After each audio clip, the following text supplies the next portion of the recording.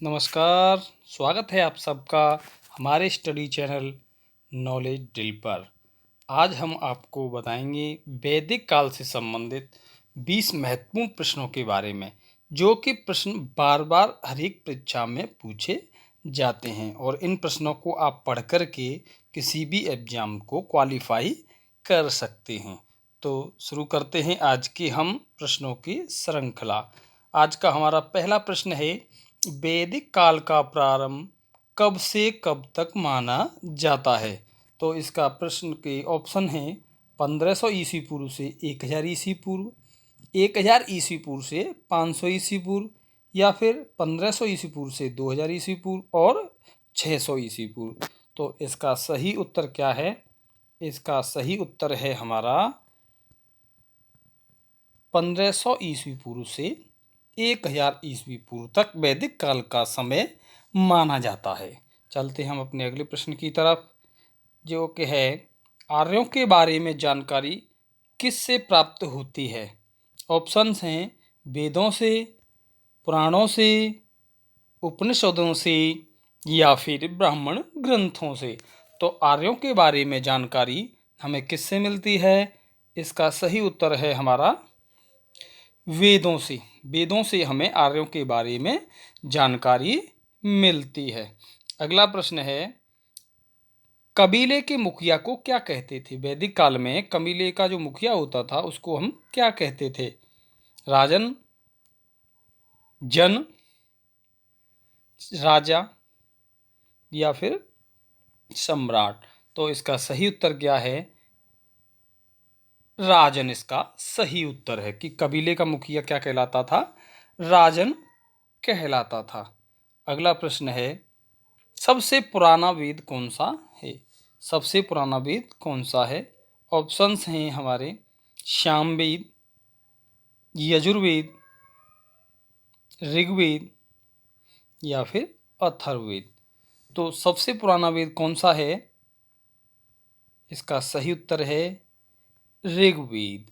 जो हमारे 4 वेद हैं उसमें सबसे पुराना वेद कौन सा है? ऋग्वेद। अगला प्रश्न है, वर्ण शब्द किस वेद में पाया गया है? इसके ऑप्शन हैं सामवेद, यजुर्वेद, अथर्ववेद, या फिर ऋग्वेद। तो वर्ण शब्द किस वेद में पाया गया है? इसका सही उत्तर है ऋग्वेद। ऋग्वेद में ही वर्ण शब्द को पाया गया है। चलते हम अपने अगले प्रश्न की तरफ, जो कि है, ऋग्वेद में किस नदी का उल्लेख सर्वाधिक बार हुआ है? इसके ऑप्शन है गंगा, सिंधु, यमुना, या फिर सरस्वती। तो इसका सही उत्तर क्या है हमारा? इसका सही उत्तर है सिंधु नदी। ऋग्वेद में सबसे अधिक बार किस नदी का प्रयोग हुआ है? तो वो हुआ है सिंधु नदी का, जो कितनी बार हुआ है? 176 बार। कितनी बार हुआ है? 176 बार सिंधु नदी का उल्लेख ऋग्वेद में हुआ है। इसके अलावा गंगा का कितनी बार हुआ है? 1 बार। यमुना नदी का कितनी बार हुआ है? 3 बार। इसके अलावा जो सरस्वती नदी है, इसको क्या कहा गया है? नदियों की माँ कहा गया है। सरस्वती नदी को नदियों की माँ कहा गया है। चलते हम अपने अगले प्रश्न की तरफ कि त्रयी क्या है? ऑप्शंस हैं 3 देवता, 3 मौसम, त्रिरत्न, 3 वेद। तो इसका क्या उत्तर है सही? इसका सही उत्तर है 3 वेद। 3 वेद। और 3 वेद वो कौन से? त्रयी में जो 3 वेद आते हैं वो है हमारे ऋग्वेद, दूसरा आता है हमारा यजुर्वेद, और तीसरा आता है हमारा सामवेद। इसके अंदर जो अथर्ववेद है वो नहीं आता है। तो त्रयी में ऋग्वेद, यजुर्वेद, सामवेद, ये 3 वेद त्रयी के अंदर आते हैं। अगला प्रश्न है, वेदों वर्णित उनकी विशेषताओं का सही मिलान कीजिए और गलत ऑप्शन इसमें से कौन सा है उसको हमें पहचानना है कि जो वेद जिस चीज़ के बारे में फेमस है उसके बारे में हमें सही बताना है। ऑप्शंस हैं हमारे, ऋग्वेद देवताओं की स्तुति करता है, दूसरा है यजुर्वेद कर्मकांड प्रधान है, तीसरा है सामवेद संगीत के लिए फेमस है, चौथा है हमारा अथर्ववेद जो ज्योतिष के लिए फेमस है। तो इसमें से जो गलत ऑप्शन है वो क्या है, देखते हैं। हमारा अथर्ववेद ज्योतिष के लिए, ये हमारा गलत मैचिंग है। ऋग्वेद देवताओं के लिए ये बिल्कुल सही है। ऋग्वेद में देवताओं की स्तुति यानी कि ईश्वर की महिमा का गुणगान किया गया है। यजुर्वेद के अंदर कर्म कांडों के बारे में बताया गया है। सामवेद में हमारे संगीत के बारे में, सामवेद संगीत के बारे में, इसे साम से संगीत ऐसे ट्रिक से याद कर सकते हैं, सामवेद संगीत। और अथर्ववेद, अथर्ववेद में ये गलत है यहाँ पर। अथर्ववेद में हमारे क्या है, अथर्ववेद में ज्योतिष का नहीं बल्कि किसका वर्णन किया गया है, आयुर्वेद, जो कि इसका उपवेद भी है आयुर्वेद। जो हमारे ऋषि मुनि, जो हमारे वैद्य लोग होते थे, आयुर्वेद औषधि से संबंधित, किससे संबंधित है, औषधियों से संबंधित है। और इसके अलावा ये किससे संबंधित है, तंत्र, तंत्र मंत्र, तंत्र मंत्र, जादू, जादू टोना, वशीकरण, वशीकरण, इस तरह से ये अथर्ववेद इन सारी चीज़ों पर विशेषताएं हैं। इसमें इस चीज़ों का वर्णन किया गया है, तंत्र मंत्र का वर्णन किया गया है, जादू टोने का वर्णन किया गया है, वशीकरण का वर्णन किया गया है, और औषधियों से संबंधित है, यानी कि इसमें आयुर्वेद, जीवन का विज्ञान, ये सारी चीज़ें अथर्ववेद से संबंधित, ज्योतिष से संबंधित नहीं है। बढ़ते हम अपने अगले प्रश्न की तरफ। श्याम अयस्क या कृष्ण अयस्क कौन सा है, चांदी, लोहा, सोना या फिर तांबा। तो इसका जो सही उत्तर है वो क्या है, इसका सही उत्तर है हमारा लोहा। लोहे को श्याम अयस्क या कृष्ण अयस्क कहते हैं क्योंकि इसका रंग कैसा होता है, काला। लोहा, इसका रंग कैसा होता था, काला। काला ही रंग किसका था, कृष्ण का, श्याम। तो क्योंकि ये जो है किस में पाया गया था, वैदिक काल में पाया गया था। तो वैदिक काल में पाने के कारण ही इसको हम यहाँ पर स्टडी कर रहे हैं। कहाँ पर पाया गया था, ये हमने पिछली बार बताया था। लोहे का प्रमाण कहाँ पर मिला है, एटा में। एटा जिले के, यूपी के एटा जिले के किस में मिला है, अतरंजी खेड़ा, अतरंजी खेड़ा से। और इसको क्या नाम दिया गया है, इसको क्या नाम दिया गया है, तो इसको श्याम अयस्क या कृष्ण अयस्क नाम दिया गया है। चलते हम अपने अगले प्रश्न की तरफ। ऋग्वेद में कितनी ऋचाएं हैं, ऋग्वेद में कितनी ऋचाएं हैं, 1028, 1017, 1128 या फिर 1020। तो जो ऋग्वेद होता है उसमें चौपाइयों की तरह ऋचाएं बोली जाती थी, उनमें कितनी संख्या थी, तो इसका सही उत्तर क्या है, इसका सही उत्तर है 1028। कितनी, 1028। और ऋग्वेद के अंदर कितने मंडल कितने हैं, तो ऋग्वेद में मंडल कितने थे, 10 मंडल। कितने थे, 10 मंडल। अब चलते हैं हम अपने अगले प्रश्न की तरफ।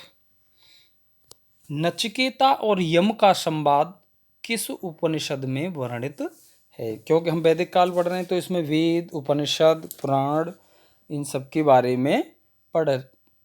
नचिकेता और यम का संवाद किस उपनिषद में है? इसकी ऑप्शन है हमारे बृहदारण्यक उपनिषद, छांदोग्य उपनिषद, कठोर उपनिषद या फिर केन उपनिषद।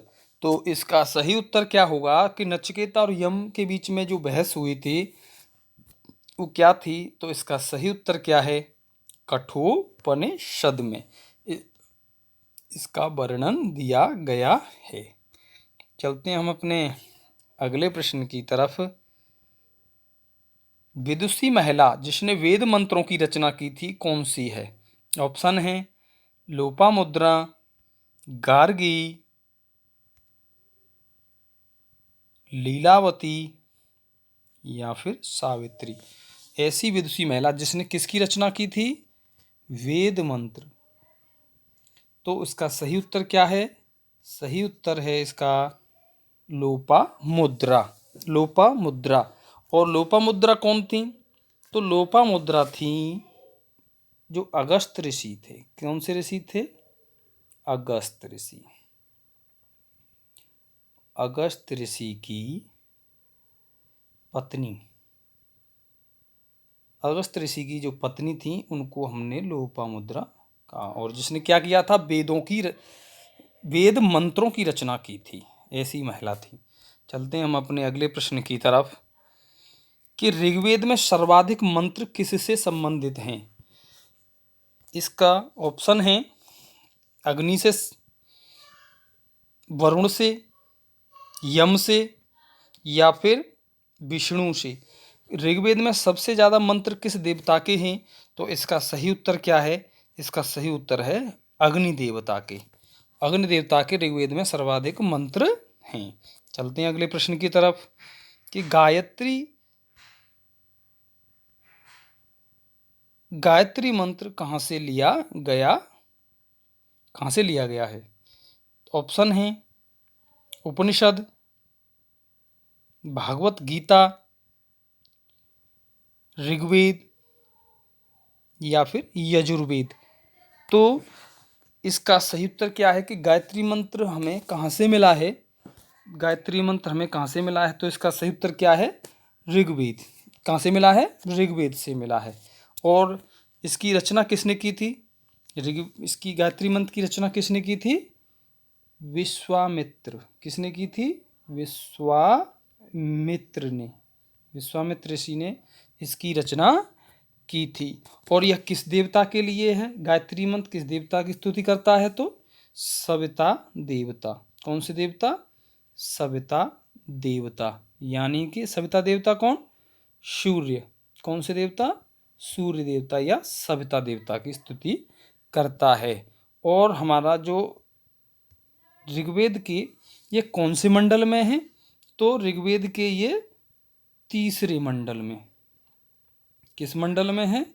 तीसरे मंडल में गायत्री मंत्र स्थित है। ठीक है, चलते हैं हम अपने अगले प्रश्न की तरफ जो कि है पुराणों की संख्या कितनी है? हमारे पुराण कितने हैं? ऑप्शन से हैं हमारे 16, 18 और 19 या फिर 15। तो हमारे कितने पुराण हैं? पुराणों की संख्या कितनी है? 18। कितने पुराण हैं? 18, जिसको संस्कृत में कितने बोलते हैं? अष्टादश। 18, अष्टादश पुराणेषु। तो पुराणों की संख्या कितनी है? 18 है। चलते हम अपने अगले प्रश्न की तरफ कि महाभारत का सबसे पहले क्या नाम था? सबसे पहले इसको महाभारत नहीं बोला जाता था, कुछ और बोला जाता था। तो इसका क्या नाम था? इसकी ऑप्शन हैं बृहत कथा या फिर ब्राह्मण, बृहद संहिता या जय संहिता। तो इसका सही उत्तर क्या है कि महाभारत को सबसे पहले क्या नाम था? इसका सही उत्तर है हमारा जय संहिता। क्या नाम है इसका? जय संहिता। और सबसे पहले जय संहिता के अंदर कितने श्लोक थे? तो इसमें श्लोक थे 8800। कितने श्लोक थे इसमें? 8800। महाभारत को पहले जय संहिता बोलते थे और श्लोक कितने थे? 8800। और फिर इसको क्या कहा गया? बाद में इसको कहा गया भारत। क्या कहा गया? भारत। और इसमें श्लोक कितने हो गए? 24,000। कितने श्लोक हो गए? 24,000। और इसे अब इस समय क्या कहा जाता है? महाभारत। क्या कहा जाता है? महाभारत। और इसमें श्लोक कितने हैं इस समय? 1,00,000। कितने श्लोक हैं? 1,00,000। तो सबसे पहले इसका क्या नाम था? जय संहिता 8,800 श्लोक, भारत 24,000 श्लोक, और वर्तमान समय में इसे कहा जाता है महाभारत। 1,00,000 श्लोक। शत सहस्त्री संहिता का क्या कहा जाता है? सत सहस्त्री संहिता भी इसको कहा जाता है, क्योंकि इसमें कितने श्लोक हैं इस समय? 1,00,000। चलते हैं अगले प्रश्न की तरफ कि सत्यमेव जयते किस उपनिषद से लिया गया है? सत्यमेव जयते किस उपनिषद से लिया गया है? ऑप्शंस हैं मंडूक उपनिषद, कठोपनिषद, या फिर छांदोग्य उपनिषद, या मुंडको उपनिषद। तो इसमें सत्यमेव जयते किस उपनिषद से लिया गया है? इसका सही उत्तर क्या है?